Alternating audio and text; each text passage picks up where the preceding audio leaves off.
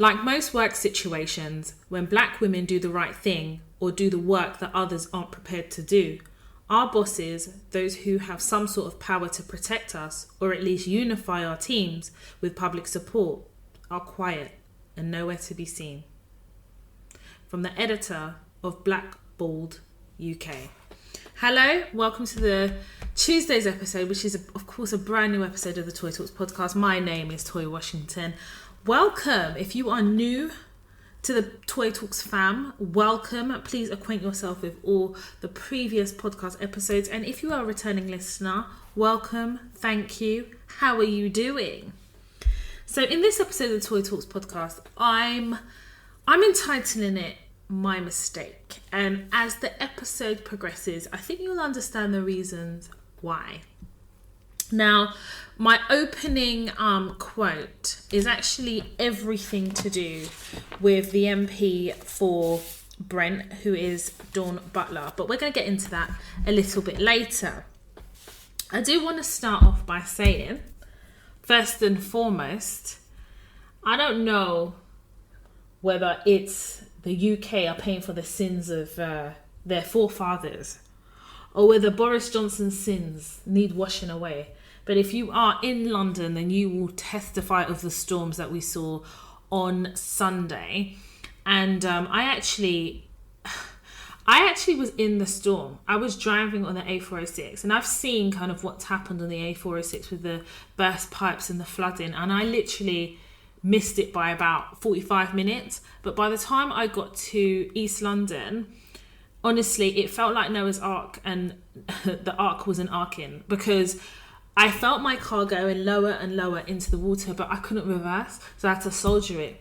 And as I was driving my car, I was like, Jesus in heaven, because Teresa drive an Audi A1 Sport, so I needed it to Spotify as I was driving. And I got to the other side, and I was so grateful to God. But honestly, if I never thought I was an elite driver before, but I do well know I'm an elite driver now. And there was a certain level of confidence I felt having to recall like my hazard perception. You know, when you go through water, you have to test the brakes and everything. Yep. And that's exactly what I did. But I just wanted to share that because in the UK, if you're seeing the storms, if you're, anywhere but in London and watching the news and seeing the storms, it's really as bad as you're seeing it, if not worse. And having driven through it and seeing drivers abandon their cars, you really have to thank a higher purpose, a higher being, because honestly, if things had been any worse, I probably would have been one of those people abandoning my cars. Oh God, we just give it to the Lord. But listen, I don't know if you guys are aware, but I did post it on my Instagram. If you don't follow me on Instagram, come on, Toy_Washington. It's my personal Instagram, and I'm really, really active on Instagram, especially Instagram stories, more so on the weekends. But in the week, I try and be active. But you'll testify, those of you who follow me, that I'm very active on Instagram. I did tell you guys that on BBC Two, there was a BBC News special of Dominic Cummings, and he had an interview. Now, those of you who know from previous episodes where I've spoken about Dominic Cummings, you know that he was a personal advisor to the Prime Minister of the UK, who is Boris Pinocchio Johnson. And long story short, it didn't work out, innit? My man exited from the front with a box and everything, and at that point we knew he was on crud. And he has he sat before a parliamentary committee. Actually, there wasn't even a parliamentary committee, some type of committee, I can't really recall. And he was basically spilling the tea on everything that happened within the government during the early stages of the pandemic. And I really go into a deep analysis of the things he says, how he delivers it.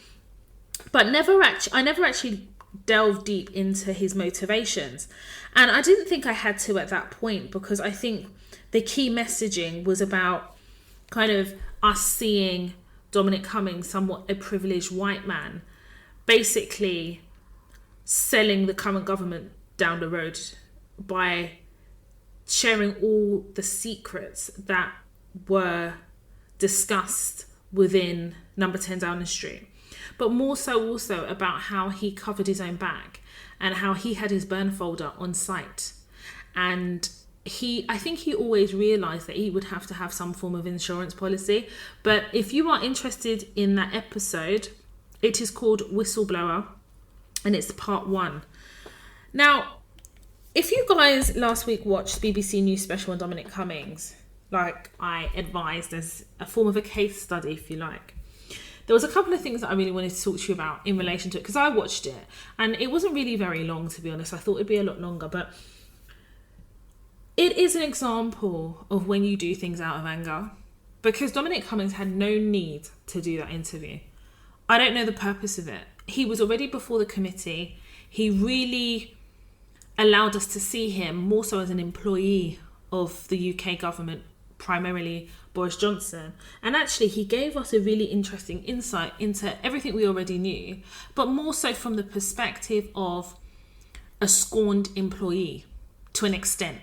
But we never really focused on that, because it just seems as though he was just willing to spill the tea. Now, this recent interview that he did last week on the BBC News special, that was a bit more concerning, because he went into do you know what it felt like? It felt like he was in the throes of his emotion, and it was very clear that his objective was vengeance. And the problem with that is, when you are, and as I always say, when you are filled with anger and you do things out of anger, you're always going to make a mistake, because that type of emotion is somewhat uncontrollable. And he started saying how effectively he was the brains he was the brains in getting Boris Johnson elected, which is probably true. But then he went on to really insult Boris Johnson, which is deserving. But it was always from a place of annoyance and anger. And you sat there watching it and thinking, what did you seek to gain from this interview that you didn't already gain in the committee meeting that you had, where you were being questioned for over 4 hours? I want to draw to your attention a few things that we need to link into the world of work. Now, if you're hearing a bit of noise, I'm sorry, but it is really, really hot or somewhat humid in the UK. So I don't have my fan on because I know it will be picked up by the mic. So I have the window open ever so slightly because I'm not trying to melt or cook like a spit roast. I remember when I was in my early 20s with no understanding or regard of how to navigate the world of work. And one of my managers, and I assume she was a manager, but she didn't hire me. Anyway, all she would make me do is the photocopying and stuff. And she really used to speak to me rudely, or what I perceived to be rude. And I was really, really annoyed at the way she treated me. Sometimes she wouldn't sign my timesheet. And if she did sign my timesheet, I'd have to beg her and beg her and beg her for her to do it. And one day I was just irritated. I was pissed off.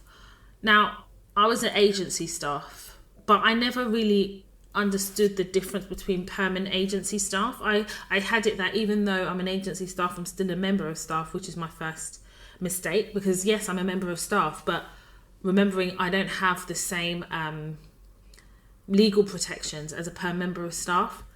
Anyway, I made a complaint to another senior member of staff about my manager, and I did it out of anger because I wanted to show her that she can't talk to me like that. And I actually wrote that there. She can't talk to me like that, all of this. And I emailed it over. And then the next day in the morning, I got a phone call from my agency saying that they've asked for me not to return. No strategy, no thought process, just filled with emotion to get my own back, or to teach her a lesson that she can't do this. Not understanding as a black woman that how I navigate has to be different because of the work structure that has not necessarily been created to benefit me, but instead has been created to oppress me. And it's that oppression that my white manager was exercising in the throes of her managerial responsibilities. Now, the issue that this country has is the inability to take responsibility for the history of this country. You could take a picture of a maltreated black person being racially discriminated against and show that to a white person, and they'll tell you that that doesn't mean that that is racism. They will tell you everything other than what it is. This country is definitely in denial of a lot of things historically. And I think that this country has been predicated on the fact that they kind of turn the cheek or put it under the carpet, and the carpet is full. And it's more than termites. It's got skeletons underneath that carpet. But in this country, they have a unique way of just pretending that something doesn't exist. So you can imagine Dominic Cummings basically coming to tell this country the truth of how he orchestrated Boris Johnson's election. And I say election, but elected to be Prime Minister. How he basically was the spin doctor. And all the things that he had to do to get Boris Johnson elected, and all the things that he wasn't, but he was the best of a bad bunch, all of this. Seemingly for me, and I know a lot of you guys were probably watching that thinking, okay, this is the truth. But this country is not ready for that level of truth. You say politicians are dodgy, or people say politicians are, economical with the truth. And as soon as somebody says, actually, yeah, we are like that, this country doesn't know how to take it. It was actually a rough interview to watch. But it's an interview that I'm going to leave the link in the show notes to this episode. Because if you want an example of how not to approach work, or how to not approach a formal complaint maybe that you are making, especially when it comes from a place of anger. I've always said this, and I've always lived by this. Whenever I've had to make a formal complaint, whenever I've had to raise something, whenever I've had to manage my career in an organisation to an extent where I've had to go to HR and I've got my burn folder, I've got everything I need, I always make sure that I'm taking the pragmatic route. And it's really difficult to separate emotions when you have been disadvantaged by privilege that you don't have access to. It's really difficult. But this is why I always say, never write an email in anger. Never be in the throes of that emotion and act and put something out without having the opportunity to process what has happened and process how you are going to deal with it. I use the word strategic and due diligence all the time, probably in every single episode, because that is the backdrop of how we as Black women survive in the world of work. And there is no strategy in anger. What there is in anger is mistakes. What there is in anger is blunders. And what there is in anger is you having a blind spot. Dominic Cummings' blind spot is his anger, is his conviction to take vengeance. And what he's not realising is Boris Johnson will be his own doing, with or without Dominic Cummings' ability to keep telling the truth in the way that he does to bring Boris Johnson down. I don't think Boris Johnson needs a hand in that. And I want us to recognise that you may be right and you may have a case, but you can undo your case by introducing anger into how you operate. And that's also in life. I never send WhatsApp messages, text messages, make calls in anger. Because number one, I know that I had a bad temper.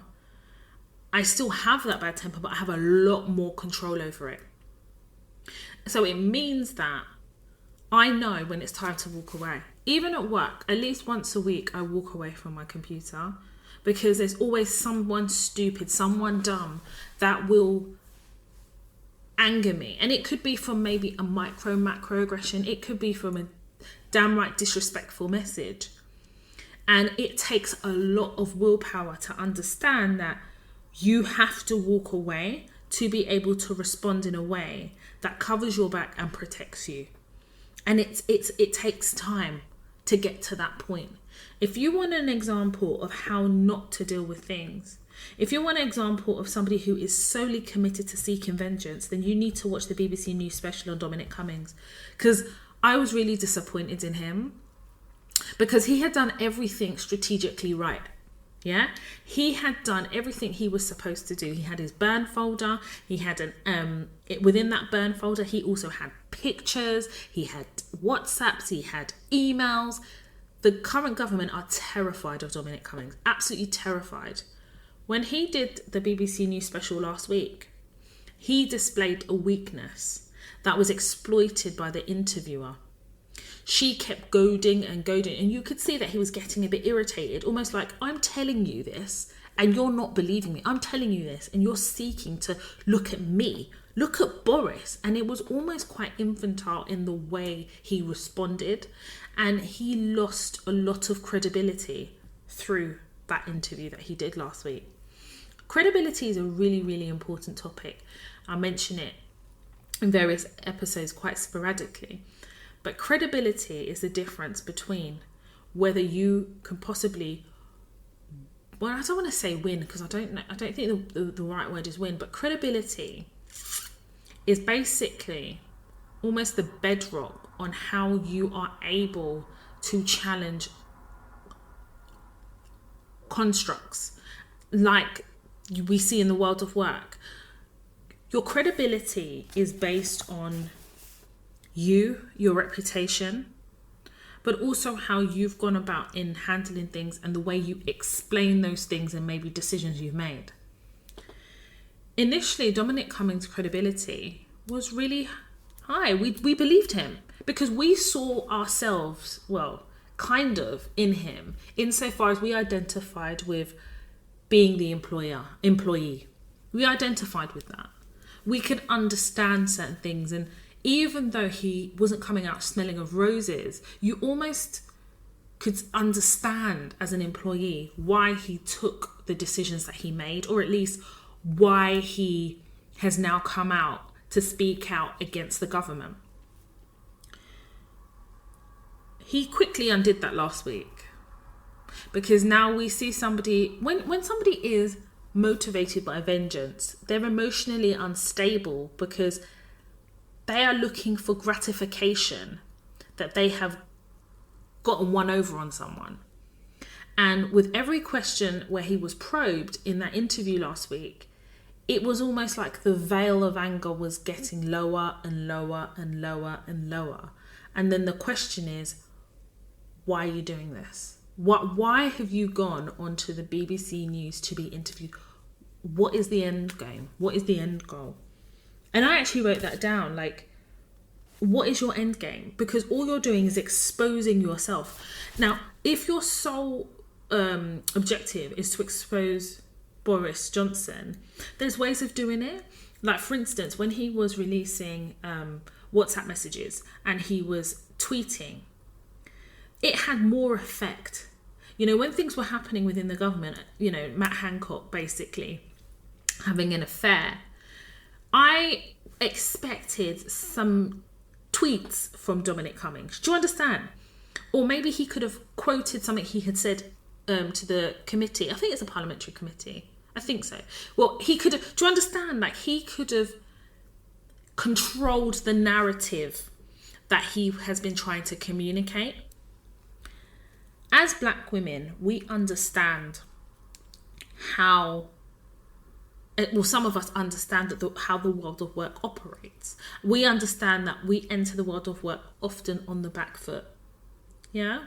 We often understand that we are going to be gaslighted when something we identify as a microaggression or even a macroaggression, we recognize that at any one time, our account, our feelings are invalidated by people who continuously seek to gaslight us for whatever reason, and the racial undertones in gaslighting are very real. But if we go into the world of work prepared, mentally prepared for the possibility of ...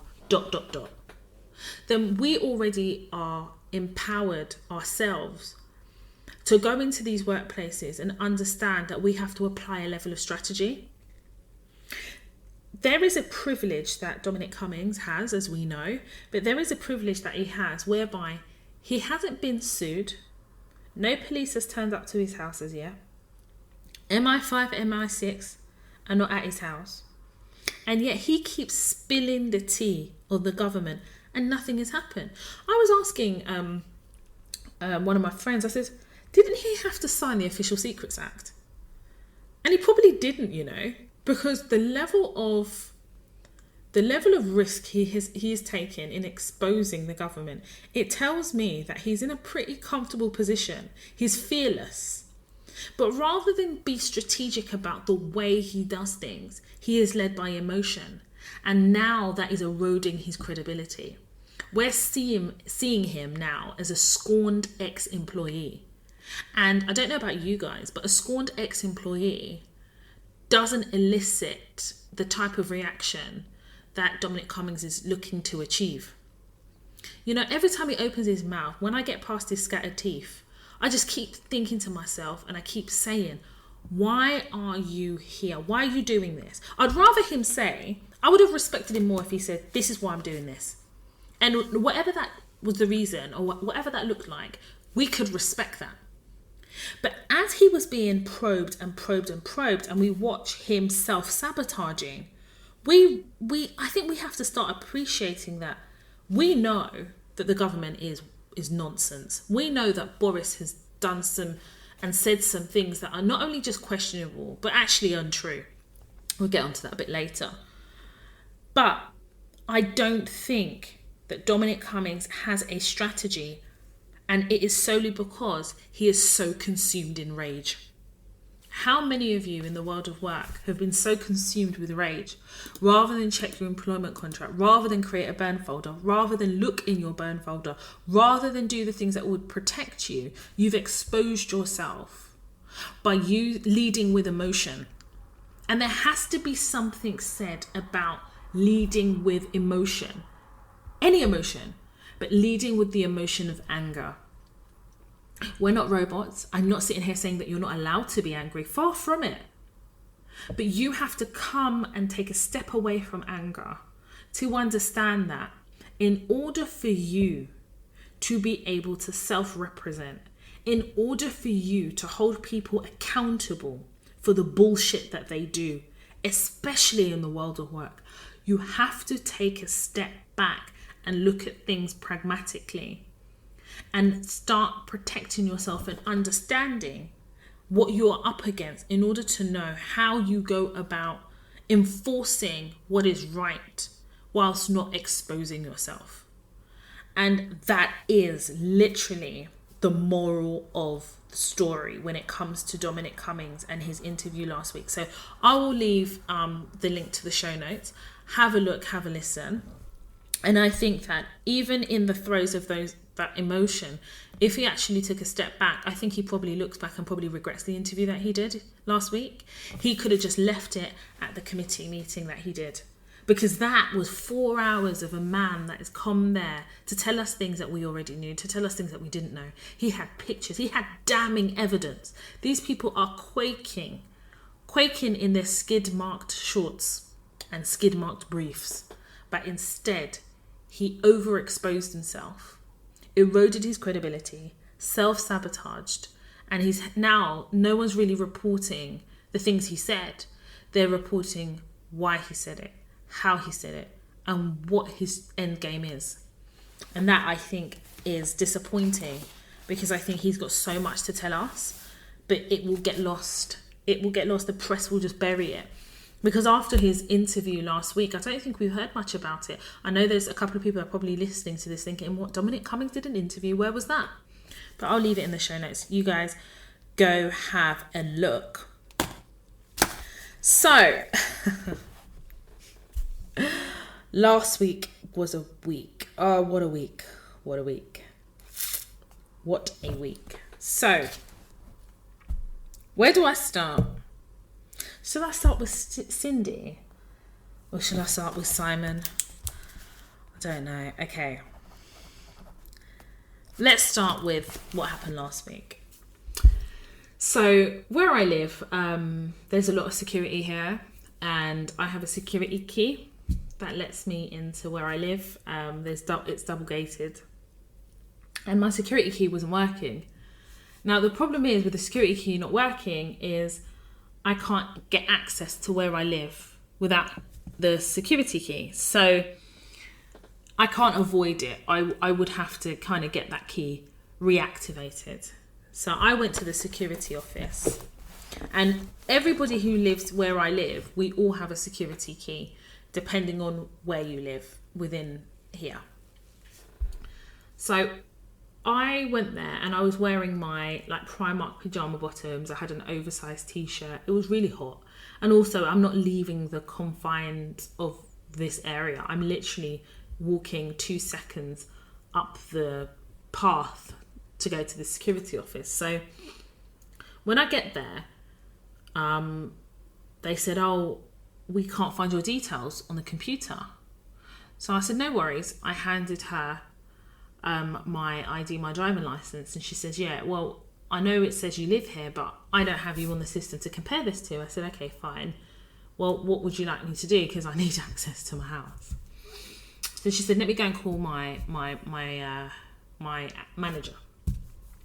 So the manager came out and she goes, what's the problem? I said, there's no problem. My security key apparently has been cancelled and I need to get access to where I live. So I've provided some ID, but this doesn't seem to be good enough. So she said, well, your details are not here. So, how do I know that you live here? I was like, okay, well, I've got my passport. What else do you want? I can't get into my house to get you anything else anyway. So I need you to at least like help me out here. Like, what else can I do? Before I realised it, the conversation had deteriorated into an argument where this woman accused me of being aggressive. So I said to her, how am I being aggressive? And she said, your manner is aggressive. I said, what about my manner? She goes, my attitude is aggressive. I said, so that doesn't make sense. I said, if I was a white woman, would you tell me I'm being aggressive or would you say I'm upset and frustrated? And she goes, are you calling me a racist? I said, well, yes, because your stereotype is rooted in racism. Because if I was a white woman, you wouldn't just jump to aggressive. You would consider me being frustrated. And there's nothing here that I'm doing that is aggressive other than displaying frustration to you, which I'm quite well within my rights to display because you are not trying to help me get into my home. Now, guys, I need to set the context for you. I'm on my period. And my period is heavy. So I need to get into my house. This is like a 2-minute thing that I'd come to do. This is not the first, second, third or fourth time that my fob entrance key has done this. It's just the first time that I've encountered somebody who doesn't understand or take a pragmatic approach. I put it to you that she took a view of me based on the way I looked. And maybe people can sit here and say, well, Toya, if you know that, why did you go with your pajama bottoms? And my answer to that is because I can. Stop policing black women and how they represent themselves. This is a 2-minute job. I'm not leaving the confines of where I live. I'm literally going 2 seconds to go there. I shouldn't have to think. I shouldn't have to self-police. I shouldn't have to do that. Don't get me started on the bonnet because the hair bonnet. Listen, you need to understand something. If you tell me I can't wear a hair bonnet, I'll wear it every day of your life. Okay? So anyway, at the point in which the woman asked me, are you calling me a racist? And I said, yeah. She said, right, I'm not dealing with you anymore. You need to get out. She was just so rude. And she picked up the phone and she called the security guard. And the whole time she's doing this, I've just stopped talking. I'm just looking at her. And then I said, why would you do that? Like, what am I doing? She goes, I'm not dealing with you. You called me a racist and you're being racist to me because I'm a white woman. If I wasn't a white woman, you wouldn't call me a racist.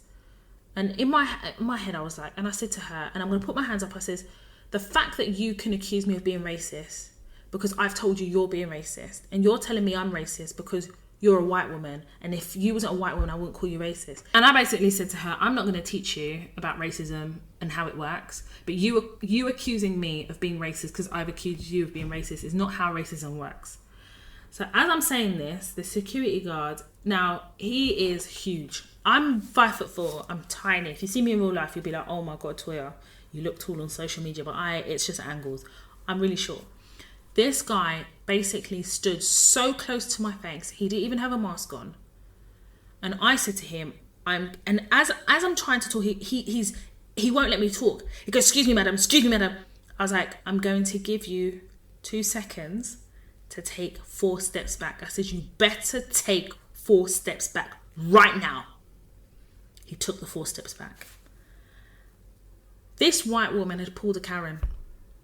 And you know what I did wrong? I didn't walk in there with my camera to record, because I didn't think that trying to sort out my entry key system would result in her pulling a Karen.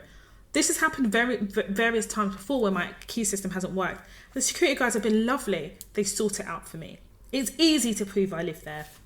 In fact, what they could have done is they could have taken me to where I lived, waited outside. I could have given them a council tax bill. Do you understand? They've always taken the pragmatic approach. But this woman, do you know what it was? She just wasn't interested in helping me. That's what it was. Because there's no reason. That is her job. That's what she gets paid for.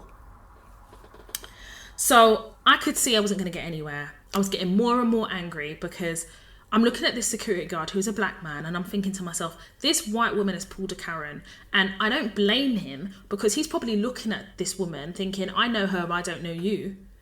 And I said to him, you need to not stand in my face. I said, and I was angry. I'm not, I was visibly angry at this point. And I said, you need to not stand in my face. It's a pandemic. What's wrong with you? And then this woman, she just walked away. So as I'm walking, I'm leaving now, the security office, the security guard goes, oh, my sister, there's no need to be angry. I says, I'm not your sister. I'm not your sister, because you wouldn't treat your sister the way you've attempted to treat me.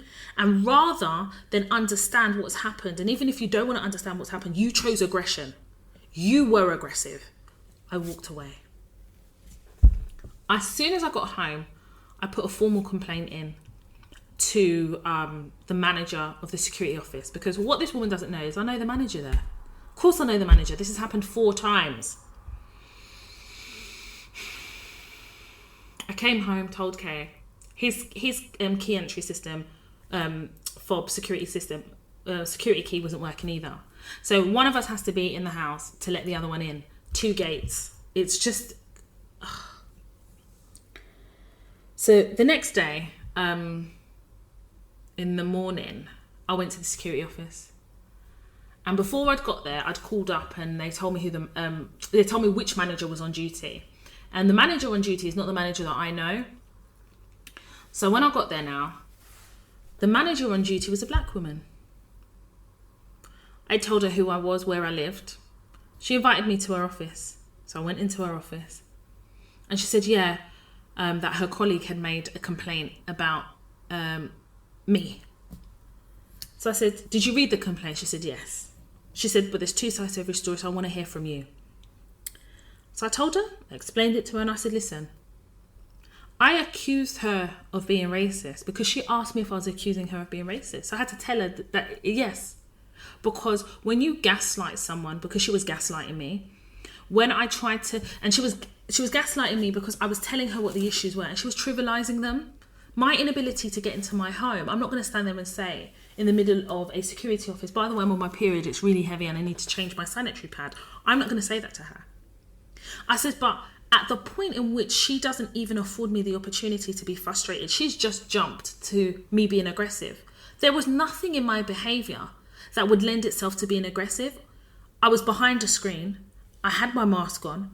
I wasn't shouting. I was frustrated. I was seeking some type of resolution. She wasn't willing to give me one. Why am I not afforded the opportunity to just be frustrated? Why have I got... Because when you're accusing a black woman, and I'm speaking to this manager here who's also black, I said, when you're accusing me of being aggressive, you must feel threatened. She said yes. I said, okay. So when somebody is being aggressive, are they coherent in conversation? She said no. I said, but within my quote-unquote aggression, I asked her, how am I being aggressive? Do aggressive people typically have conversations in their aggression, or are they just aggressive? She said, they're just aggressive. I said, I'm going to invite you to look at the security tapes. Because you've got security tapes here, haven't you? It's a security office. She goes, yes. I said, right, I'm going to let you have a look at those security tapes, and I'm going to come back in the evening. She said, oh, she's not really sure she's going to be here in the evening. I said, no problem. Whenever you're here, I'll come back. She said, no problem. So so she helped me. I sorted out my security key, all working dandy. I get home and only one of the security keys is working. So they haven't reprogrammed the other keys. So either way, I'm going to have to go back that evening. As I get home, after a couple of hours, I get an email from the manager. And she basically says to me that she looked through the security tape and there is nothing that lends itself to me being aggressive. She said, in fact, I stood slightly away from the screen, and she goes, you were animated with your hands, but you was not aggressive. And in fact, when I listened to what was being said, I could hear your frustration, but I would be frustrated too if someone said to me that they can't give me access to my home and that they need other evidence that I live there, but the evidence is in the very home you're not giving me access to. And all I was asking for was to reprogram the key. I clearly have the key to my front door. I just can't access the security doors. So she said to me, Toya, if you're still having problems, can you please come in the evening? I'm not going to be here, but I've told members of staff who you are and that they are to help you. I went back to her, I thanked her. And I was quite conscious that being a fellow black woman, I didn't want it to be that she's siding with me against her white member of staff. So when I was talking about being a black woman, having this experience, I made it about me. I didn't make it about us. That evening, I went back to the security office, and guess who was there? The same woman. I thought to myself, do you know what? If she gives me ag, I'm just going to walk away. No exchange of conversation, I'll walk away.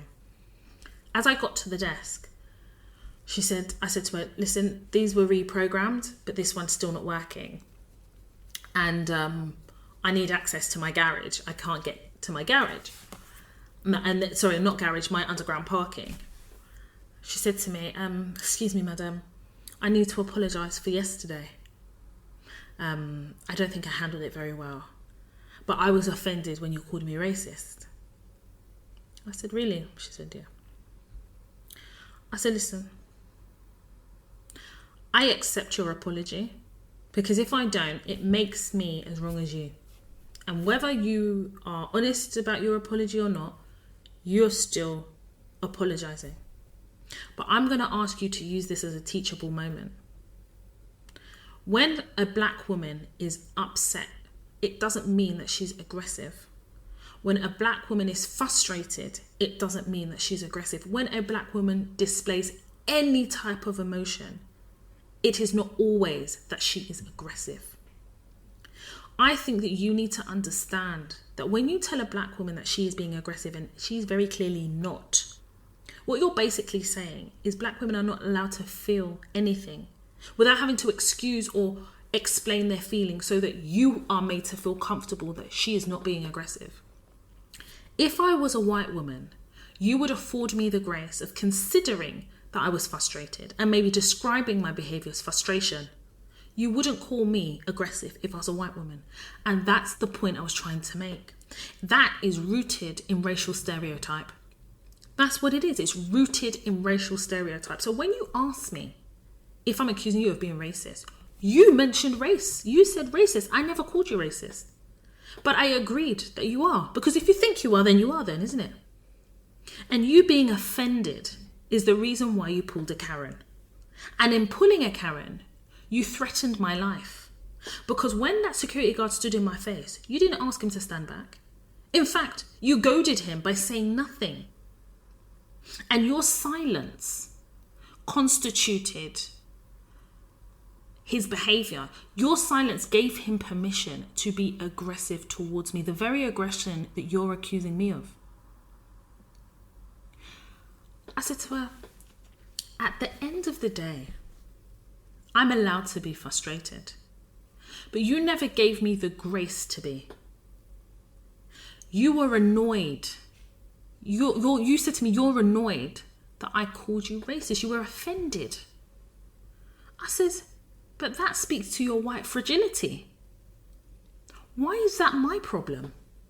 Why do I have to babysit your emotions? Why do I have to consider how it's made you feel when at no point have you given me grace to have any emotion?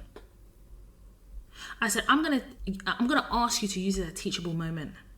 That the next time you encounter, interact, or speak to a black woman, that you think before you speak and you think before you act. Because had that security guard touched me, he would be in prison for grievous bodily harm. And I will ask them to charge you with aiding and abetting. You cannot treat people like that. because of your white fragility, that you were offended, that somebody accused you of being racist. I said, I encourage you to maybe look and think about what you consider racist, and look and think about your sensitivity, and understand that it is not a black woman's responsibility to make you feel comfortable. As I've said this, everybody in the security office, I'm not even realising there's people behind me, are quiet. She fixed the fob. I said thank you, and I walked out. It took everything inside of me to not display any emotion whatsoever that could be misconstrued as anything. But as I left the security office, there was about 6 white people in that office. And I thought to myself, if only one person takes anything from what I've said, let it be known that I'm not going to take any shit from anyone. I am not going to babysit the emotions of white people. I am never, ever going to do it. I am going to stand my ground. When I believe I have been unfairly treated, I am going to call it out. And if a white person or any non-black person is offended because their behaviour lends itself to racism, discrimination or unfair treatment, I'm going to call it out, because it's not my responsibility to make white people or non-black people feel comfortable, especially when they are some of them are committed to making me feel uncomfortable. Imagine having to explain your emotion so the person in receipt of your emotion doesn't think that you're aggressive.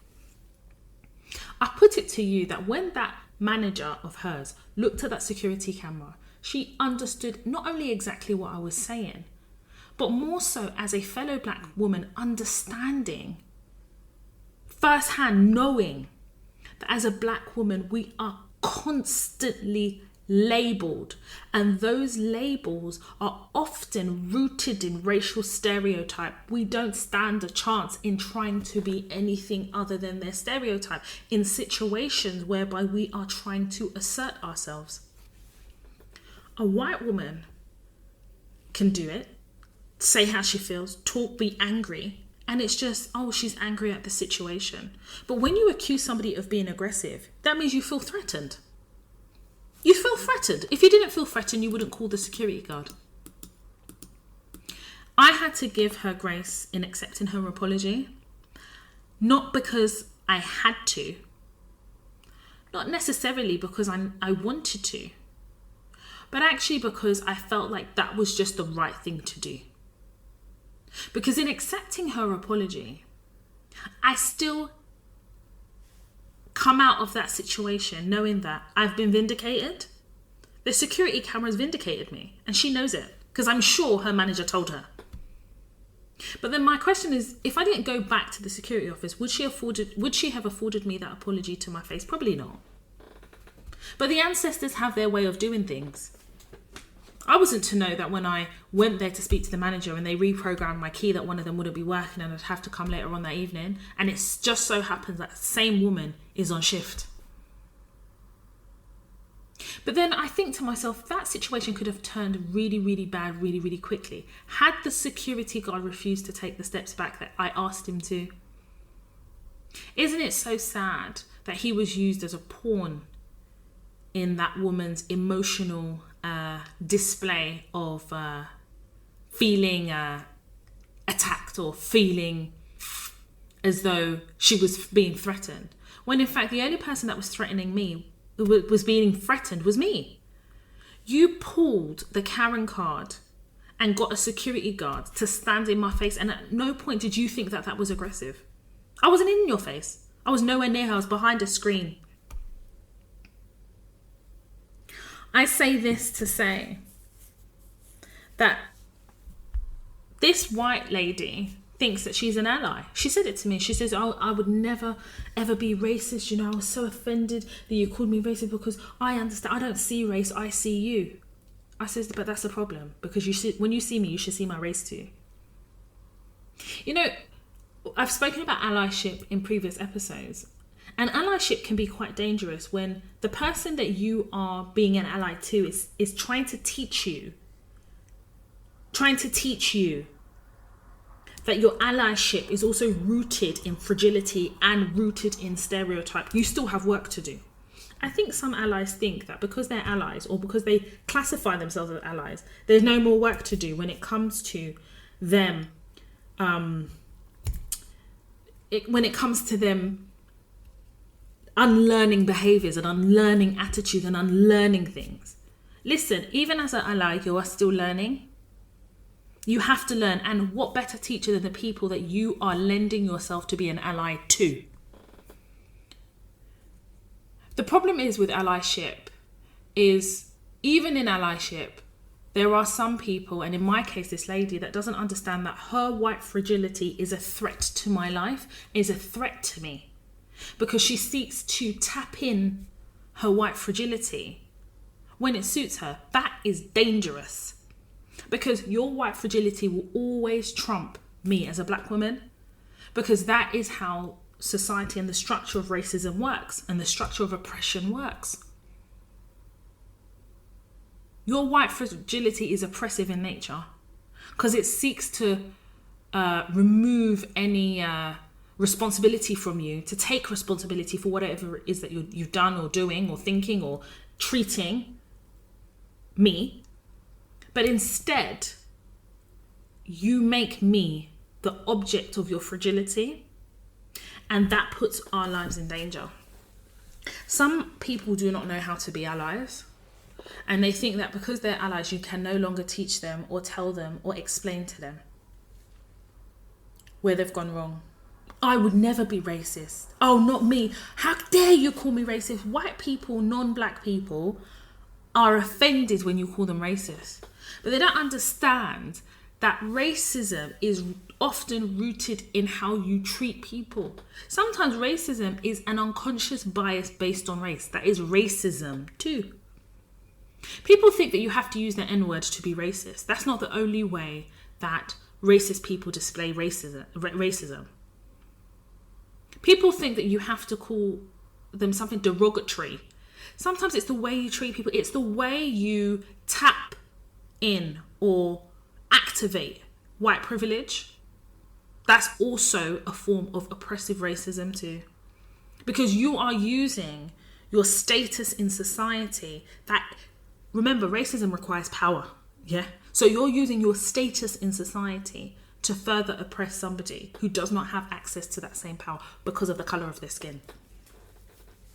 And I'm telling you right now, that's not the first time. We can all testify of situations whereby we have been passionate, we have been angry, we have been frustrated, and those things are deemed as aggressive. And I'm going to encourage you to challenge the definition of aggression when somebody seeks to label you as aggressive.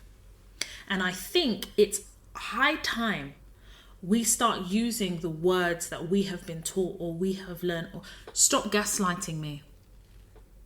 That is, you are gaslighting me, and you need to say these things. You need to listen.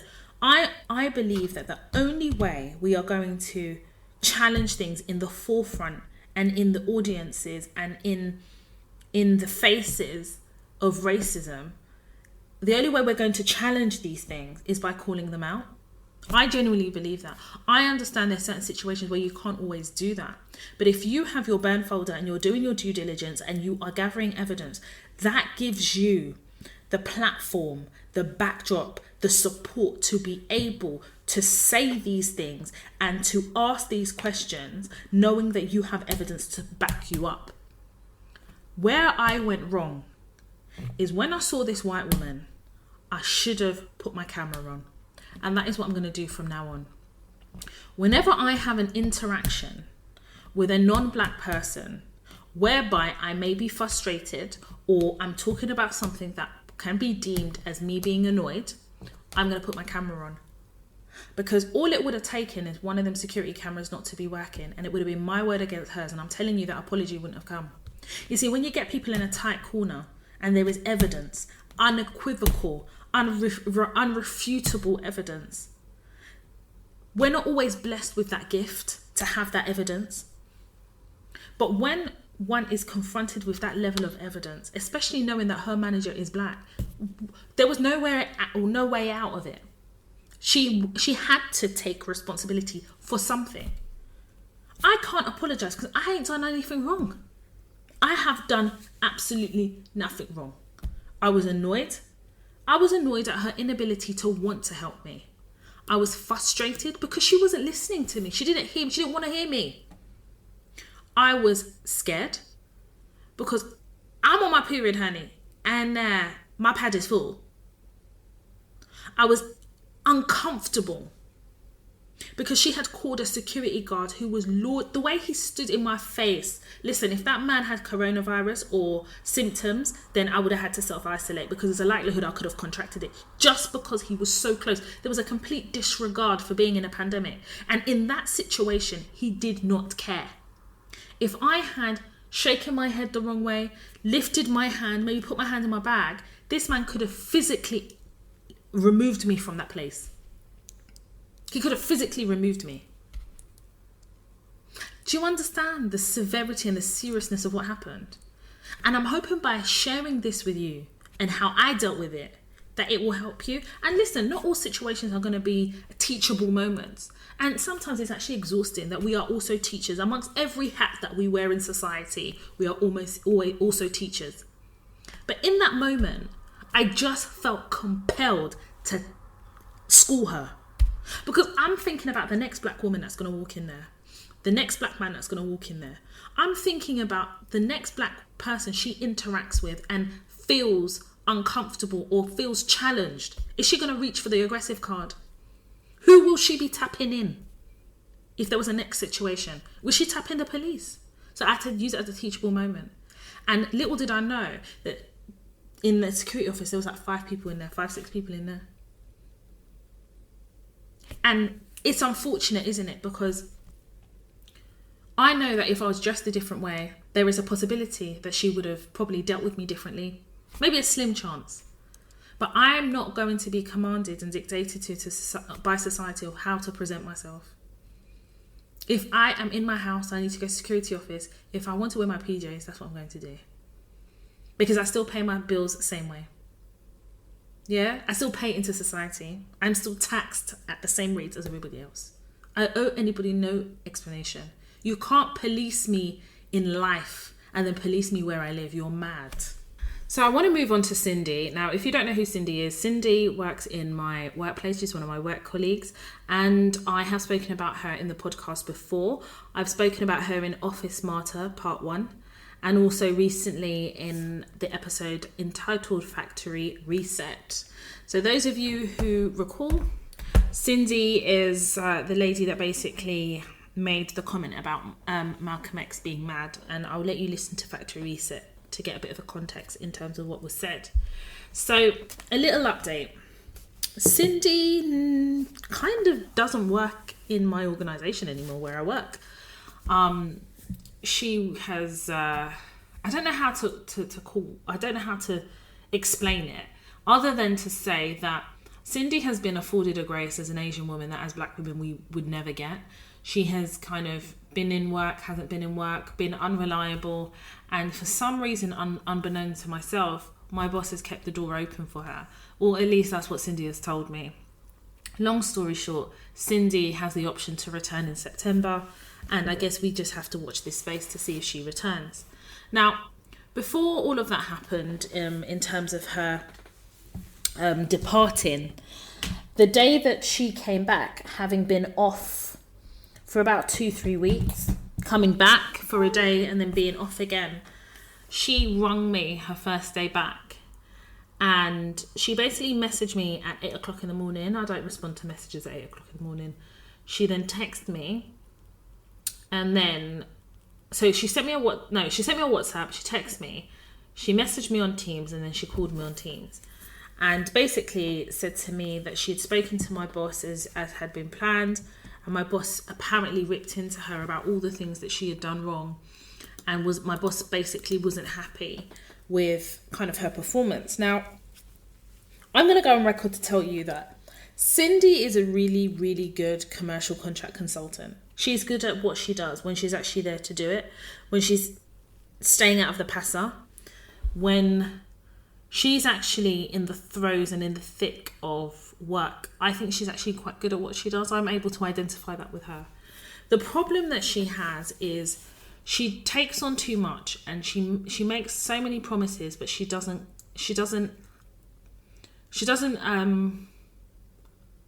cash in those promises. So she doesn't kind of live up to the promises that she's making. And what's happened there is people have relied on her and have been let down. And I think my boss is one of those people who believed in Sindy.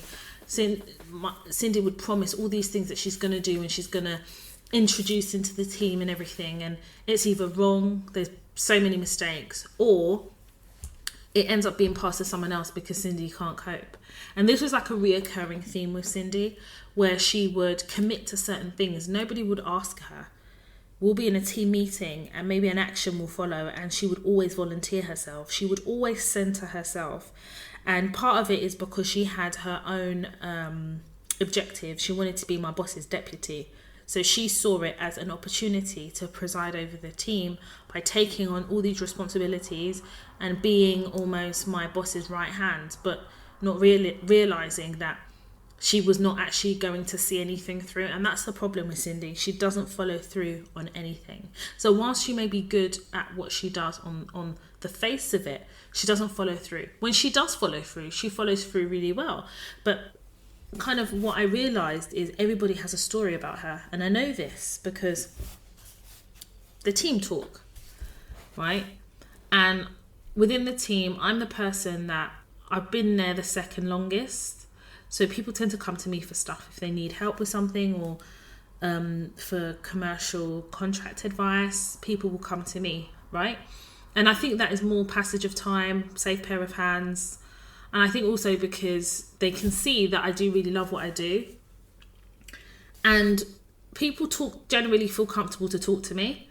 People tend to come to me but don't realise each other are coming to me. I'm that person that people just talk and I'll just listen, right? I don't tend to have an opinion about what they say, other than to say, okay, well, hopefully it gets better. You know, I'm very placid in my responses.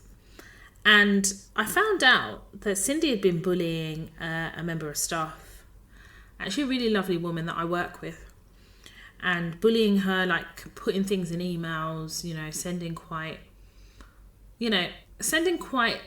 unprofessional emails that you wouldn't send to a colleague. And that the tone of those emails were just very unprofessional, very rude, very combative. And I know this because this lady rang me asking me for help with something, and then had explained to me the reason she's come to me is because Sindy had messed up a contract. And basically when she had asked Sindy for further information, Sindy sent some quite horrible emails, and she read a couple of them to me. And I just said to her, well, listen, it's time to draw a line under it now. Sindy is obviously taking a break from work, and this is an opportunity for you to kind of detox from that situation and focus on being the best commercial contract manager you can be. But bearing in mind, I'm hearing all this information, and it's also adding to the picture that I've built in my mind of Sindy as well. Amongst everything that Sindy has done in Office Smarter Part 1, in Factory Reset, and there's another episode as well where Sindy has just displayed herself and shown herself to be somebody who's not collaborative. She's not a team player. She's very disrespectful. She's very entitled. She's very rude, and she's very disrespectful. I do take learning lessons from her. The problem that Sindy has is she never knows how to admit her mistakes. And what happens is, because she won't admit her mistakes, she's constantly trying to patch up those mistakes by making more promises, letting people down, and making more mistakes. And I always, whenever there's a situation, I always think about what I've learned from that situation to make me better at what I do in my job and as a person. And I realise that she was the architect of her own downfall. She made herself the nucleus of the team, or at least attempted to. And because there's so much work, people were quite happy to dump it on her because she was willing to receive it. I remember there was one time where one of the senior managers in the team basically I was managing a project and it was just too much for me to do, plus my day job. And I had put an email together and said, listen, I can't cope. I'm shameless. If I can't cope with something, I'm not going to wallow there in misery. Oh, hell no. I'm going to tell you I can't cope, because if you don't listen and I take the time off, you'll then realise I can't cope, and then you won't be able to cope without me. So I'd made it really clear. And actually the senior manager and my boss, and this senior manager is like a departmental manager, basically wrote back to me and fully accepted everything I said, because they recognised that I can't do my normal job and do these extra projects that were coming up as well.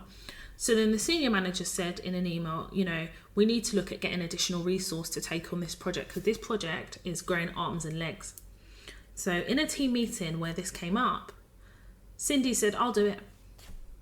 And obviously the senior manager in the team is going to accept that, because it means that he doesn't have to spend money out of his budget hiring someone, training someone. Sindy's willing to do it. I put it to you that when Sindy took that on, I knew that she can't follow through. And what happened? It slipped between the cracks until there was an emergency, and then somebody had to take it on in the interim. It went back to Sindy, and she messed up the contract. Messed it up so badly that they had to get somebody from within our team, but a different division of our team, to come in and sort it out. And I had to support the person to sort it out, because obviously I had some of the background knowledge. And this was a reoccurring theme with Sindy. I took from that when you've made a mistake, just own up. Just own up. And I think it's really difficult for us to do, because, and I'm going to speak about myself here when I say, sometimes it can be really difficult to do, because I've had to unlearn and continue to be unlearning a lot of the things that I grew up with as a kid. A lot of us can talk about how we were compared to kids in our class. If someone got an A and you got a B, I would often be asked, well, who got the A? I've always felt like comparison has always been my thief, because I've never been able to enjoy any achievement or anything that looked like an achievement as a kid, because I was always being compared to who got the highest in the class. And I think that is just very reminiscent of African Nigerian households. And I think our parents think that that is how they encourage us to achieve, when in fact all that does is erode our confidence and causes us to compare ourselves and sows the seed of jealousy. I don't know if our parents really understand how detrimental that can be to the way a child views themselves and views others. And remembering as well, I was dyslexic, and no one knew I was dyslexic until my early 20s when I was at university. So I often found school and education quite difficult. So admitting my mistakes wasn't something I'd ever done, because you almost felt like you wasn't allowed to make mistakes, because you wouldn't be given the grace to learn from them because somebody else didn't make that mistake in the class. Do you know what I mean? And I think it kind of snowballs into the world of work, whereby you compare yourself to people, you compare yourself to your colleagues, you want to do better than. And I will put my hands up and definitely say there's been times, especially in my early 20s, where I'd compare myself to other colleagues. I would be very envious, very jealous, feeling that I don't measure up. And all that did is make me resentful to the job, to the organisation, to my manager, and to whoever it was that I felt that was better than me. And as I matured, understood who I was, my identity, understood a bit more about myself, understood the mechanics of the world of work, the structures, how to navigate, how work is actually structured against the success of Black women. When I started to develop that understanding, it completely transformed the way I approached work. So Sindy is an Asian woman, and she will and has told me various occasions that she was always been made to feel like she's not good enough even now. She definitely has always compared herself, and I've been on the tail end but I've been on the end of that. There was one day where she called me up and she said that one of the senior managers has a lot of respect for me and speaks very highly of me. Why do I think that is? And then she would compare herself saying, well, I did this and he didn't even notice that. That to me was a display of her resentment towards me, because she felt like I had some type of advantage with this particular person that she didn't have. But what she's not realizing is I don't take on more than I can handle. I'm very upfront, I'm very honest, but also as well, I mind my business. I don't get involved in all their past. Listen, when it's time to volunteer, you can't hear me volunteering for anything because my plate is full. But in her volunteering and constantly putting herself at the forefront, part of it is because she wants to be liked. Part of it is that she wants to be recognised. But also as well, she wants to be seen as somebody who can do everything. And the problem with that is you set yourself up because you set yourself up to not be able to fall down. Because when you do fall, it's so bad because you've promised all this stuff and you've had to let a load of people down. And I think that her mistakes were polarized because a lot of the mistakes she made was because she took on things that people didn't even ask her to. Listen, you'd be having a meeting in your diary between you and maybe a couple of stakeholders, and she'll just appear in your meetings and you'll just be sitting there thinking, what are you doing here? Like, I'm not just a commercial contract manager. I'm a commercial contract manager lead. I'm a lead in a category. So I understand what she's doing here. And she would do that to colleagues, and she would be quite abrasive in the way that she would do it. So you will have an agenda and she will just appear and basically run your meeting. And you're thinking, hang on a minute, where have you come from? What are you doing? Why are you involved? And why do you think that you are the authority in this conversation? She did it to me. She did it to a couple of other people. In fact, there were times that she was so rude and condescending, and not necessarily to me, because I think she also knew who she could take that tone with. I would watch her do it to other people, and it's all rooted in a lack of self-esteem. And she would never admit when she's made a mistake. She'll mess up your contract. She'll mess up shit there, and she'll leave you to deal with it. So my thing has been that I know within myself the unlearning I have to do is the grace to make mistakes, where I've been almost conditioned to not allow myself grace to make those mistakes. True to that, 2 weeks ago, I made a mistake on something. My calculations were wrong, and within a meeting that somebody else was presenting, I had to feed into what they were presenting, and the information I gave them was wrong. Therefore, what they were presenting, there were parts and sections that were wrong. And it was really obvious that that was because of me. And in that meeting, we couldn't ascertain what was wrong. Like, why did these things not stack up? So I took the action that I would look at the piece of work that I fed into, and I would look at kind of why this is not making sense. And I quickly identified that the blame sat with me. I had an option. I could have just gone to my colleague and said, yeah, I did this wrong, can you fix it for next time? Or I could take accountability to the very audience that could identify that there was a mistake and actually take ownership of that mistake. So I copied in my manager, the senior manager, like departmental manager, and all the people that were in that presentation. And I said, I'm really sorry. I made a mistake and I omitted to include X, Y, Z. I am so sorry, Simon, that this therefore skewed the information that you presented. And I know that you were a stickler for detail, as you know I am, but this was a mistake and I apologise. Please find attached as amended. That's what I did. He sent me a lovely message and he said, Toya, no problem, completely understand, thank you. My manager, no one responded. And I spoke to my colleague. He'd called me up because he wanted to ask me something else. And he goes, and I was really surprised because, you never make mistakes. I said, no, I make mistakes. Because I didn't want that to be the rhetoric, because I am a perfectionist. But equally, I have to fall down in front of these people so they know I'm human. Because they need to measure me and my ability and and see me as the person who is, a safe pair of hands. But as a human being, I am allowed to make mistakes and I'm allowed to own them. And that is the difference between myself and Sindy.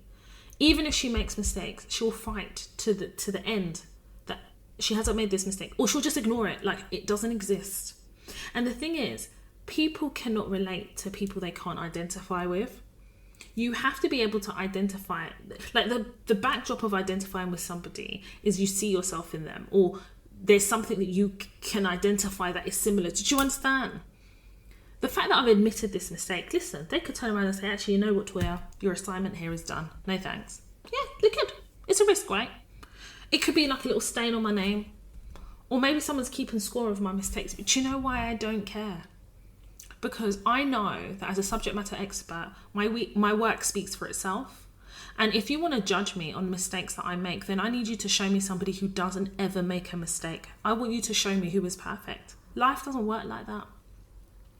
But as black women, I don't think that we in ourselves give ourselves grace to make mistake without beating ourselves up. There's been times when I've been in such turmoil in like old roles that I've been in about a mistake.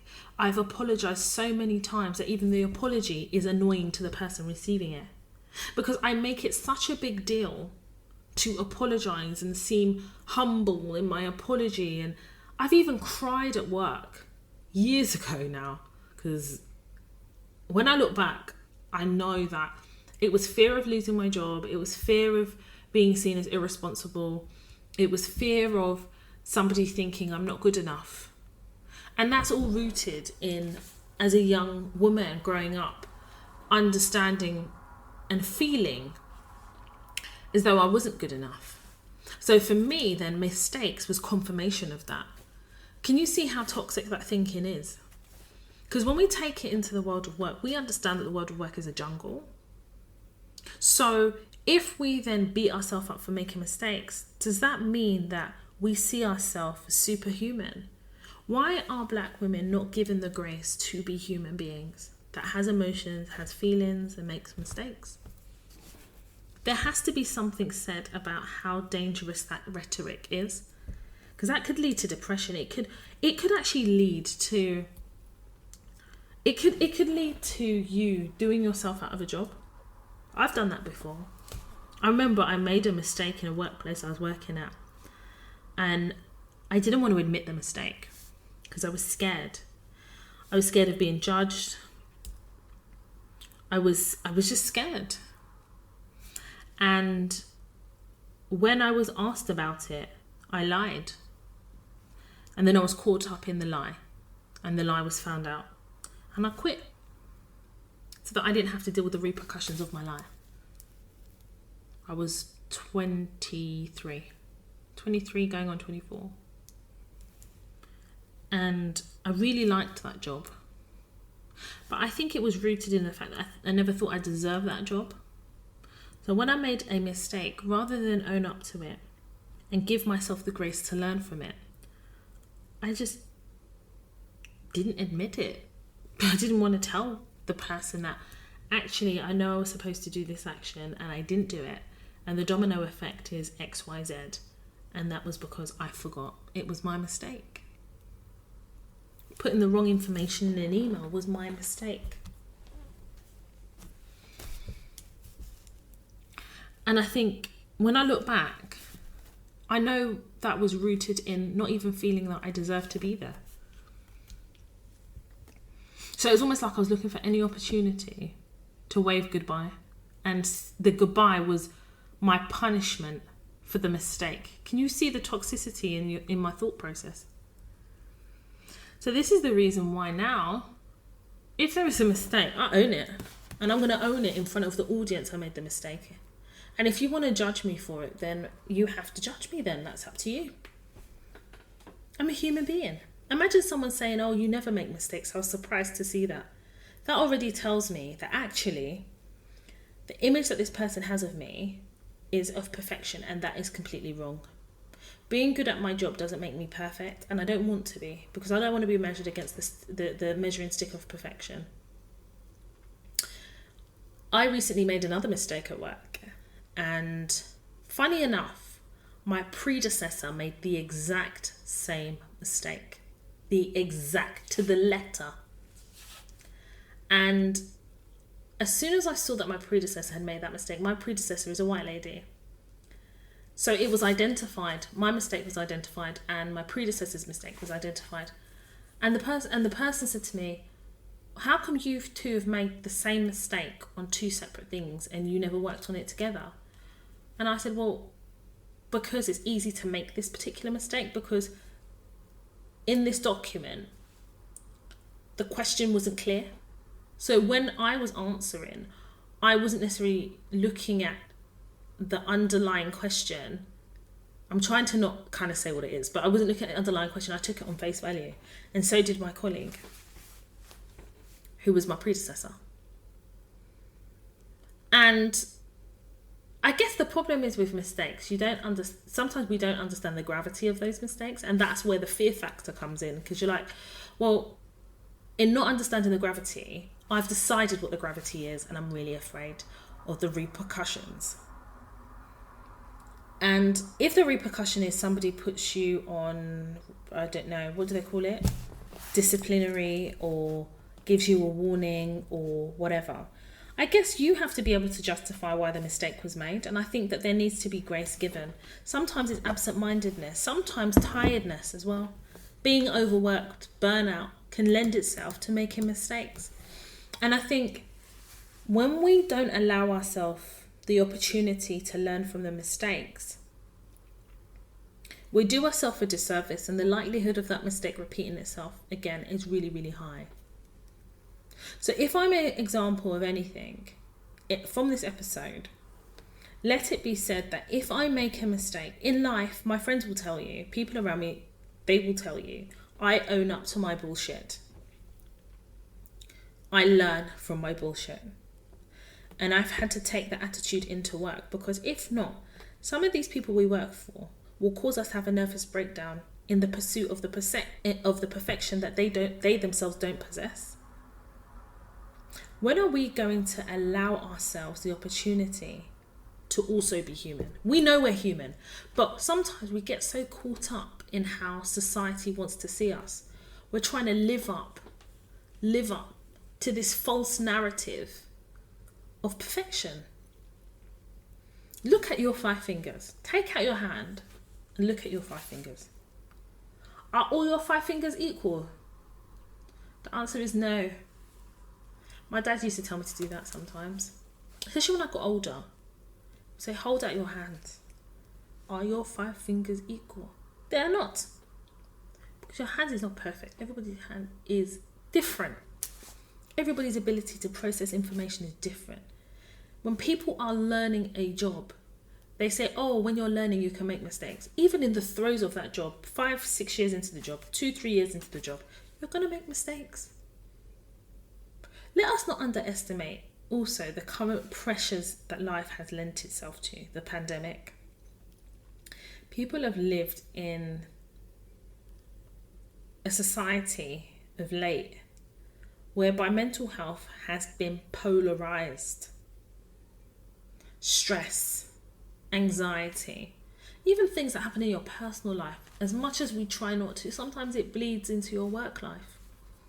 You do realise that you could be in a really toxic environment at work, a manager that is just horrific as a person, and that can cause you to make mistakes. And then I think at that point you ask yourself, am I going to work under this tyranny, or am I going to leave, or maybe am I going to make a complaint? Am I going to try and make my situation better? And if I can't, do I then make the decision that I will seek peaceful pastures new? Do you understand what I'm trying to say to you? If you want to be treated a certain way at work, especially when it comes to your ability to be able to make mistakes and learn, you have to be able to own your mistakes. Not like that girl I was telling you about, the one that said that she likes making mistakes so she can learn from them. That's a very different approach. I don't like making mistakes. Who likes making mistakes? But it's about when you make them, owning them, learning from them. And my biggest learning lesson from Sindy is to under promise and over deliver if I can, but also taking grace in owning my mistakes and rectifying them, finding a solution. And I live by that. I think what makes me successful in the workplace is my ability to be able to control the narrative as much as I can, especially when it comes to how I do my work. Now, maybe it can be said that because I'm really good at what I do for a living, there is this a view of me that Toya knows everything. And that in itself can be dangerous. But follow me here for a moment. I always say I'm human. I make that part of my vocabulary because when I say that, people are reminded that just because you dehumanize me because I'm a black woman, I'm going to remind you I'm a human. I cut and bleed just like you. And I don't know who needs to hear this. I don't know who this is going to touch, but I want you to understand that your mistakes does not tell a story of your incapability or your inability to do your job. Mistakes may lend itself to training issues. Mistakes may lend itself to the current environment that you're working in. Mistakes may lend itself to the fact that maybe, there is not enough support in terms of training. Mistakes can lend itself to just being a human being. That's life. Don't get me wrong, there's some mistakes that have really, really bad consequences, maybe a domino effect. But when are we taught about the fact that sometimes mistakes just happen? Do you know how toxic it is to not teach that? That you go into the world of work and you're painted this picture of perfection, and then as you progress in the world of work, you realise actually these really racist, oppressive structures are not really here to promote my growth. And on top of that, you are made to feel that you have to deliver to a standard that sometimes is just unreasonable. Let that sink in. So last but not least, this section of the podcast, I want to talk about MP Dawn Butler. Dawn Butler is the MP for Brent Central. She is part of the Labour Party. And last week, she was basically told to leave Parliament. In fact, they basically told her that she wouldn't get paid for that afternoon or something. And again, I'm going to put a link in the show notes that accompany this podcast. And effectively, she had broken parliamentary rules that basically says that you can't call, and I'm going to say someone, but in this case it was a Prime Minister, you can't call the Prime Minister a liar. And she was given 2 opportunities to retract the statement that she made. And because she wouldn't, they read out, what code of conduct she had breached and basically told her to exit side door left. Now, when I was reading it in the media, in the press, they basically use words like reckless, and she had recklessly said this and all of this and this and this. And the sound bites that were coming from what was allegedly said, it made me question it, because I was seeing an eloquent black woman talking about what she believed and what we all believe to be true. So I took the opportunity to go and watch it from the moment that she started speaking. And basically, she's basically holding the Prime Minister accountable. Imagine that. An elected member of Parliament holding an MP accountable. That is her job. She was doing her job. And she was so eloquent. She gave examples of where Boris Johnson had lied. Boris Johnson said that the vaccine had broken the link between infection and serious illness and all of this stuff. From the moment COVID was discovered in this country, this government has handled it really bad. Are we going to talk about contracts, multi-million pound contracts that didn't have due process awarded to some of these MPs' friends and family members? Are we going to talk about Boris Johnson gaslighting us about COVID. In fact, at the beginning of the pandemic, he was shaking the hands of COVID patients. Remember, he proudly told us? Then a few days later, he contracted COVID and was fighting for his life. Do you remember that? When he said that your best chance is the vaccine. Oh, you need the vaccine. This, up and down. But what we're seeing is those people that are double jabbed are the ones actually being hospitalised, having contracted COVID. Boris Johnson and his cabinet have not been whiter than white. Hancock was cocking around with his hand. Priti Patel was found to have bullied members of staff, yet Boris Johnson would make excuses for her. He wouldn't sack her, he wouldn't do anything. Boris Johnson is just effectively making up the rules as he goes along, but expecting us to adhere to all of them, while he doesn't adhere to any. And whilst he's telling these bold-faced lies, nobody should say anything. Well, Dawn Butler said, no. As an elected member of Parliament, her job is to hold the Prime Minister and his cabinet accountable. And that's what she did by giving us accounts as examples of when he has been dishonest. And the way they sought to deal with what they were being told is this: the House Speaker or Deputy House Speaker said to her, I'm going to give you an opportunity to reflect and retract. Do you know how aggressive in nature what that woman said was? I'm going to give you an opportunity to retract it and da-da-da. Or else, innit? That's what it is, or else. How many times in the workplace have we made an accusation, had the evidence, presented it to HR, and we've been gaslighted? Or we have been made to feel like we need to do something to make everybody else feel comfortable because we're talking about something that needs to be raised to the forefront.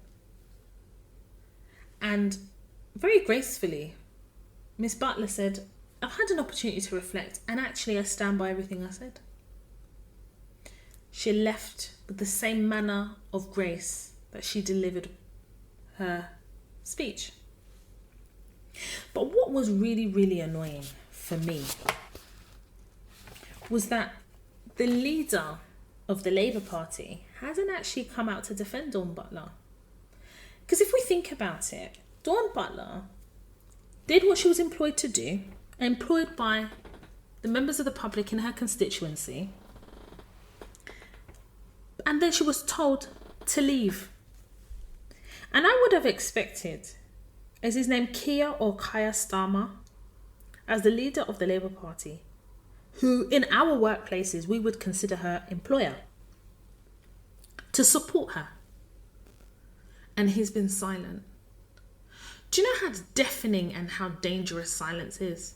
Because it is akin to being complicit in something. You know, it's like allies. When they are silent, they think that that's support. No, my dear. You need to be proactive in your allyship. You need to be proactive in your support.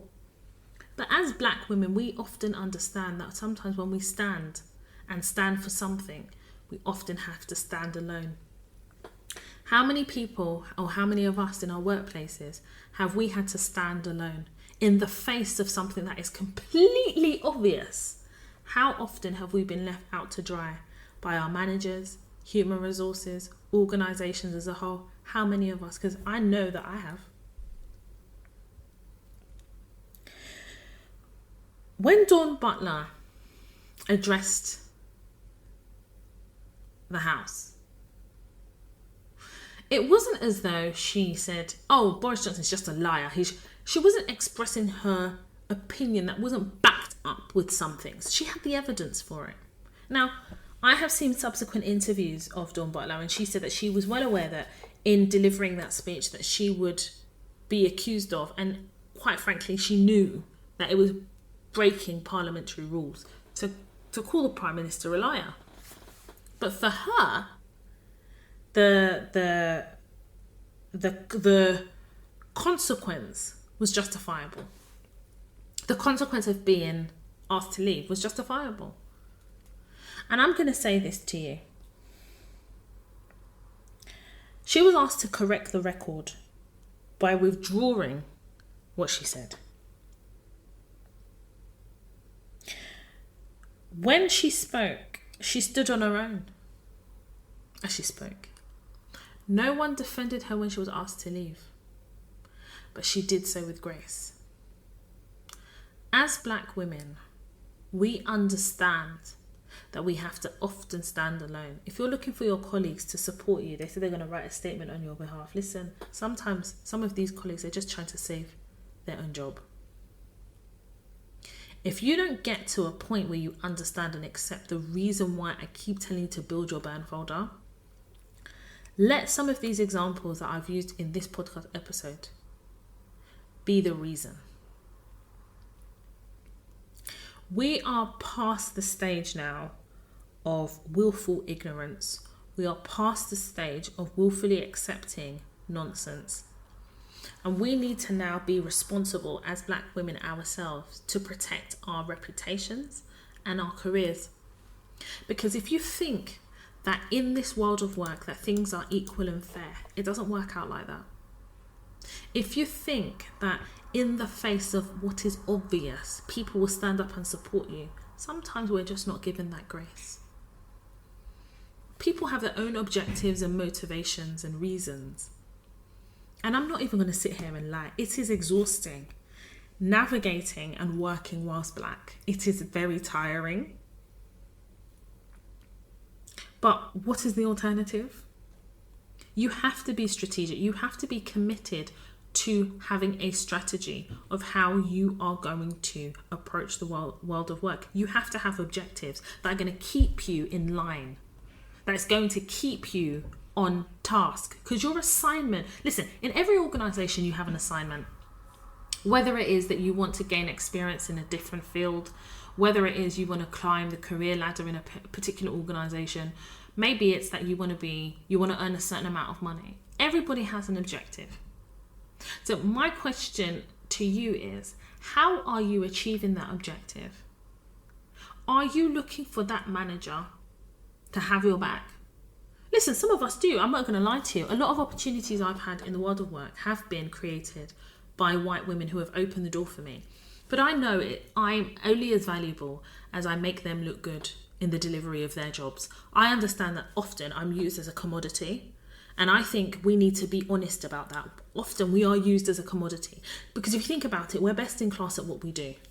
We're underestimated, and that becomes our superpower, and we have all this experience. We're very educated. Some of us have gotten the education on the job, and we're a safe pair of hands. But sometimes your value is intrinsically linked to the success of the manager whose team you sit in. So you have to have your own back. When I get emails of our fellow Black sisters exposing themselves by not having their own back, it makes me really angry, because it is like walking into something thinking that all things are equal, and it doesn't work like that. In order to be successful in the world of work, you have to have a developed strategy and be working to that strategy. You have to constantly be doing due diligence all the time. It has to almost be like second nature. Do you know how many times in a week I'm probably set up, antagonised? Probably every other day. Every other day. Every week I probably put at least 6 emails into my burn folder at any one time. I sometimes have a subfolder to my burn folder because we have prolific reoffenders of stupidity. But this is how I choose to protect myself. Because I walk into organisations seeking peace, but often some organisations, people, colleagues, they're always on crud. And I have to be prepared to defend myself at any given opportunity. My mistakes may be used against me, and I have to be able to justify my mistakes. Not justify, explain my mistakes. I have to be able to have cultivated a great foundation in an organisation by being a subject matter expert so that I can be afforded the grace to make mistakes. Imagine. This is all before actually doing the day job. I have so much respect for Dawn Butler because not only did she stand up for what she believes in, She spoke about something that needed to be spoken about, and she did her job. And often, we are attacked for doing our jobs. Imagine, I knew someone who was working for a public sector organisation, and he hadn't been working for too long. He was still kind of figuring out the world of work, and he got an email, and he would get emails and he would respond to them. So he had a meeting with his manager after his probation, like the preliminary probation meeting, and they said, you do the job really well, but we've got a critique about you. You respond to emails too quickly. Sometimes when someone sends you an email, maybe leave it a day or two before you respond. He came and told me this, and I said, wow. So even in the course of doing your job, you're still criticised for doing your job. Wow. That's what happened to Dawn Butler, isn't it? She does her job. The papers say she's being reckless. She does her job and she's told to withdraw her statements. She does her job and she's thrown out of the House of Parliament. The question is, do we win? But it's not really about winning, is it? It's just about being able to navigate successfully, to be able to attain the success that you want, you deserve. Let me tell you something. Have you noticed that members of Parliament who do the right thing, show up as themselves, like Dawn Butler, like many, many, many other MPs, grace is upon them. But the ones that are crooked, the ones that continuously lie to members of the public, either they're losing their hair, their hairline's receding, their teeth are scattered, or they look like they're in a permanent state of shock. I'm not joking. Listen, if an MP can be reprimanded for doing their job, then the leader of the Labour Party, who would be considered their employer, doesn't even back them. What more us in the world of work? In the actual world of work. And when I say world of work, I'm not just talking about a particular sector. I mean generally. What more? If you don't get to a point, a state of understanding how you are going to achieve success and what success looks like for you, you will always be in a constant state of confusion. Because you do your job too well, you're criticised. You don't do your job well, you're criticised or let go of. It's working whilst black is a difficult state to be in. I'm not even going to lie. It's difficult. Because, and then you're working through past work trauma, and you're developing, and you're understanding your identity, and you're trying to do the best that you can. That is a lot to shoulder. And then you probably realise that the person you sit next to is on 3 or 4 or 5 times more than you, and you're the one that's been teaching them how to do their job. I want you guys to take away from this episode the importance of giving yourself grace to make mistakes. Because we all do it. Why is it that we afford ourselves the opportunity to make mistakes in life, but in the world of work, it's a different standard in which we measure ourselves and the ability to give ourselves permission to often make mistakes and then own up to them?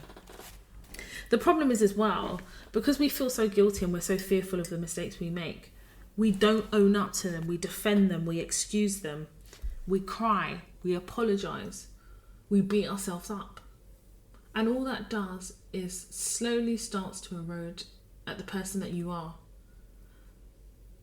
And I want you all to understand that there is a strength in making mistakes, owning them and learning from them and catching the mistakes. Just saying, just putting that out there. The way in which black politicians are treated, black female politicians are treated, is really disgraceful. Diana Abbott has been treated so appalling by members of parliament, by the media. Isn't it crazy that in the course of doing her job as an elected member of parliament, she's accused by the media of being reckless? But I don't see them accusing Dominic Cummings of being reckless. Don't see that. And we know the difference between Dawn Butler and Dominic Cummings, don't we? We know how privilege works. We know how racism works. We know how micro and macro aggression works. Kind of crazy. Crazy, crazy, crazy. I'm going to leave it there, guys. I'm going to leave it there.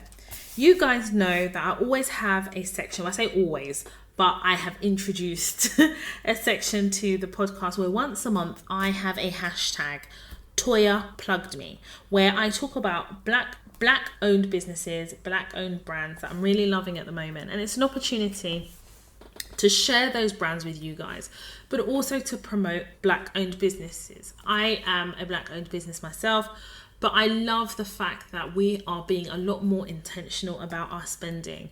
And to build black wealth, we have to be able to invest in black businesses. And I am very, very much one of those people who loves black business. I love investing in black businesses, big, small, whatever. So the black businesses that I'm loving at the moment, there is a company called Dreams and Purpose, and they are on Instagram. I will leave their information in the show notes. Now, I love all their stationery that they do, but also because I have a learning disability. I'm dyslexic, as you guys know, and I'm very particular about my stationery. First of all, I love stationery, but I'm very particular. And I find her stationery really easy to use. And I use them at work. I actually have one here. And it's the weekly planner. And I use it at work. It's a way I organise myself. It's also a way that I hold myself accountable to deliver certain things at work. There are checklists as well that she has. And they're so beautiful. The patterns are African inspired. Really, really lovely. Black created, black owned female business. The site is www.dreamsandpurpose.com. I also want to mention that they were featured in Forbes magazine. Yes, you heard it here. Black owned business that specializes in stationery, greeting cards and vision boards. And you guys know I love a vision board. Definitely go and check out the website. Go and check out the Instagram, which is dreamsandpurpose_, and go and purchase some stationery from a black owned female business. The other business I want to talk about is a company called Terbrand. Now, Terbrand is actually based in the Netherlands. I don't even know how I came across them, but if you know anything about my natural hair journey that I'm sharing on my Instagram stories, you will know that I love headscarves. I love headscarves. And they have a headscarf collection called Adorn, and I've got so many colours from them. And I've got some headbands as well from them as well.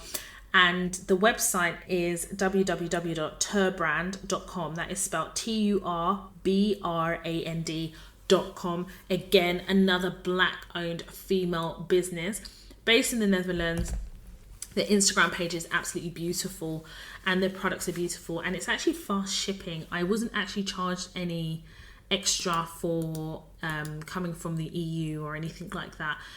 It came through Royal Mail, and I love all the pieces that I've bought. If you want to have a look at some of the headscarves that I bought, keep looking on my Instagram stories, because I do post as much as possible as I'm growing my hair.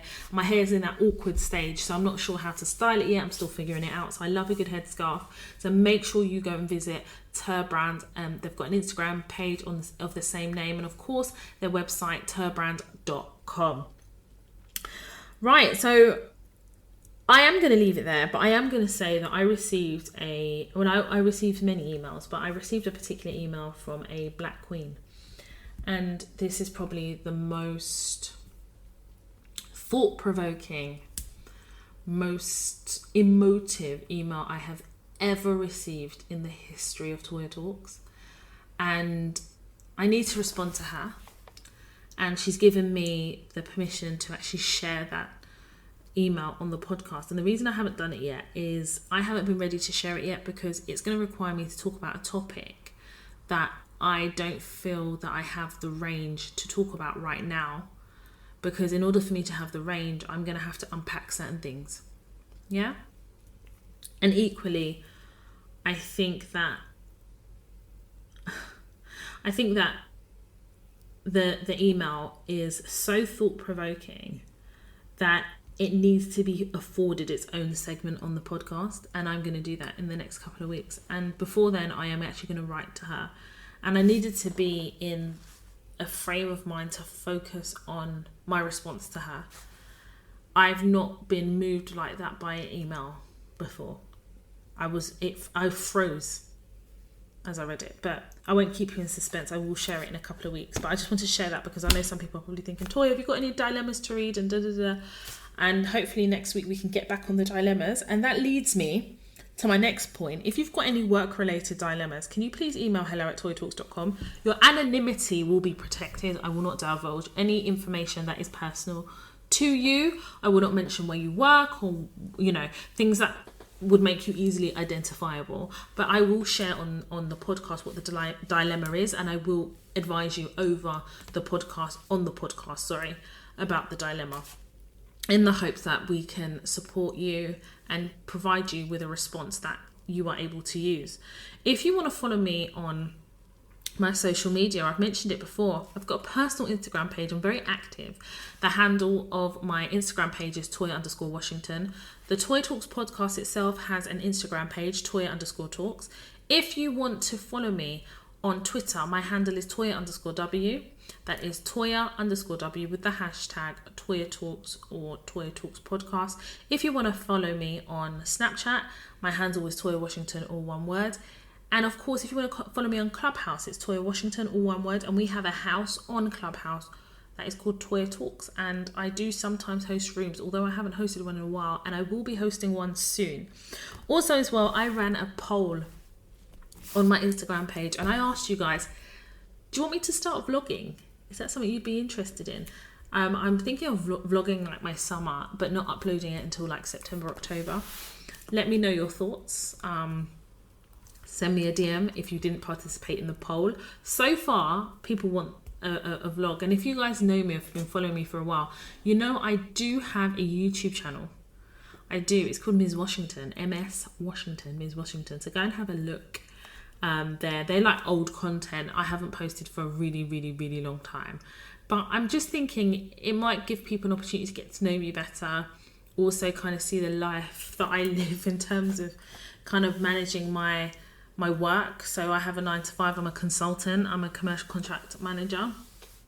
And of course, being an entrepreneur and running a business, and wearing so many different hats. And I share so much on the vlog so far.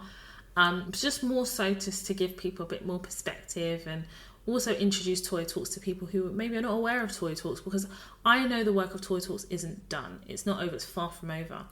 And it's important that I continue to promote the podcast so that people can access it and see the podcast as a safe space to share, to learn, to grow. As I always tell you, the Toy Talks podcast is here to support, advise, and guide Black women how to navigate the world of work safely, and in turn, light up the path of our success. And in lighting up the path of our success, it means that we're able to attain success. We need to address what success looks like to you and really strip back what the world of work is like. What is working whilst Black like? Working whilst Black as a Black woman in the world of work. Understanding the structures that we're working in and navigating in, and developing the tools to be able to navigate the world of work successfully. And part of the tools is the podcast, but also the masterclasses, which are available on the toytalks.com website. I want to thank each and every one of you, as always, for joining me here today on the Toy Talks podcast. And whatever day you listen to this podcast, whatever time you listen, I'm just so grateful for the support and for you affording me the opportunity to share with you, to be vulnerable with you, but more importantly, for us to find a safe space to be able to share all of our experiences and understand that you're not alone, and there are things that we can do to develop the tools to be able to navigate the world of work successfully. I'm going to leave it there. Next week's episode, I know some of you want to know like a preview of the following week's episode, but honestly, whenever I say it's going to be this topic, the ancestors will lead me down a different direction. So I'm hoping it will be a relationship related episode next week, and I'm going to leave it at that. I hope the ancestors can honour that. Anyway, guys, I'm going to leave it there. I'm going to thank each and every one of you for listening, no matter what platform you're listening in, on. Thank you so much. If you are listening though, an Apple podcast, please rate and review. I read all the reviews. I read all of them. I read all the ratings. And I want to thank each and every one of you for sharing the podcast, because in order for us to be able to create this safe space, we often have to share. Yes, we do. As Black women, we have to share. So if you share to 1 other, 2 other, 3 other people, honestly, it really helps me out. And I really appreciate it. Wherever you are in the world, just know that every Tuesday you get a brand new episode of the Toy Talks podcast. So on that note, I will see you again next week, Tuesday. My name is Toya Washington, and you have been listening to the Toy Talks podcast.